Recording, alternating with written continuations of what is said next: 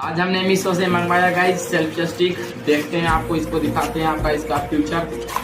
तो ये ऐसा रहता है, कुछ देख सकते हैं आप, इस तरीके का फोल्ड रहता है। तो इसको ये ऊपर नीचे हो सकता है और इसमें आप ये ऐसे इसको खोलकर इधर ऊपर नीचे और इसमें ऐसे फोन लगा सकते हैं।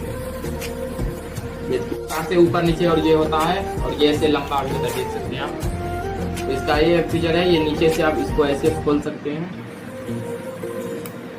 ऐसे खोल सकते हैं। इसको खोलकर ऐसे कहीं पर रख भी सकते हैं। हमने रख दिया, आप देख सकते हैं। और इसका ये बटन है, इसे टिपने से इसमें सेल्फी हो जाती है। यही आज के लिए, सब्सक्राइब कीजिए चैनल को, फ्री में नेक्स्ट वीडियो में।